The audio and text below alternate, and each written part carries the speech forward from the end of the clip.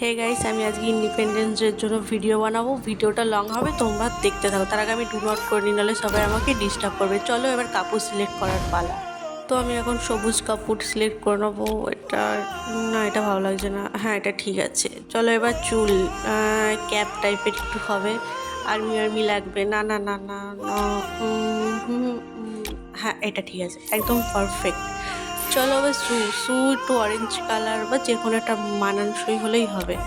Orange orange, হ্যাঁ এই orange আমার কাছে একটাই আছে, এটাই ঠিক আছে, এটাই বেস্ট লাগছে।